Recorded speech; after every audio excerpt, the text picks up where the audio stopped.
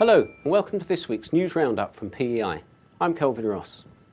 In this week's headlines, the International Energy Agency claims that solar power could be the world's biggest energy source by 2050. Westinghouse is to take South African utility Eskom to court over a nuclear power plant contract. And Flowserve has won a $30 million deal for a new ultra-critical coal plant in Poland. The International Energy Agency claims that solar technologies could provide more power generation than fossil fuels, wind, hydro and nuclear by 2050 if policymakers provide clear, credible and consistent signals to investors. In two reports published this week, the IEA claims that solar PV systems could generate up to 16% of the world's electricity by 2050, while solar thermal electricity from concentrating solar power plants could provide an extra 11%.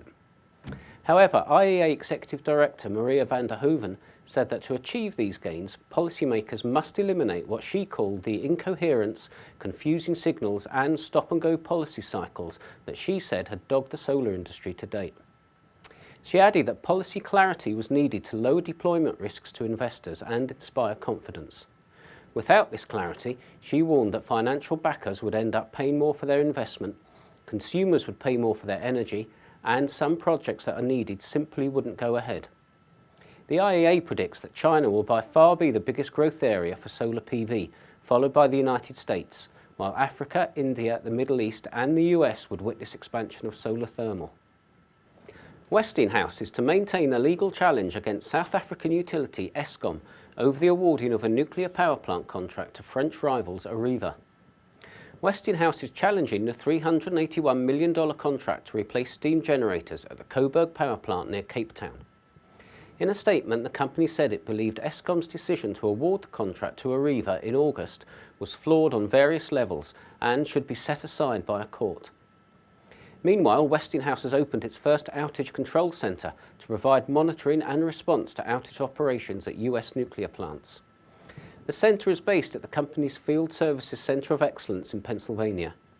David Howell, Senior Vice President of Westinghouse Automation, said that the company staff will now be able to monitor every plant site where its field services teams are working to prioritise schedules and coordinate resources using real-time data exchange. Westinghouse has also completed its acquisition of Mangiarotti, an Italian manufacturer of components for the nuclear oil and gas industries. Westinghouse said that the deal will accelerate energy market opportunities throughout the nuclear, oil and gas component supply chain. US company Flowserve has won a $30 million deal to provide multiple pumping systems to a new ultra-critical coal plant in Poland.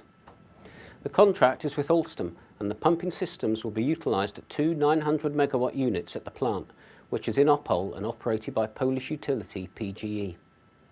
Once completed in 2019, the plant will be the largest coal facility in Poland. Flowserve said the pumps for the plant are built specifically to withstand the ultra-high temperatures and pressures, making them ideal for safe and reliable operation at ultra-supercritical coal plants. Flowserve sales president Jim Quain said that with industrial growth in Poland on the rise, it's increasingly critical to meet the country's need for power supply through safe and efficient operations, and added that ultra-supercritical technology is the most efficient coal plant design available for reducing environmental impact and meeting regulatory requirements. That's all for this week. Thanks for watching and we'll see you again soon.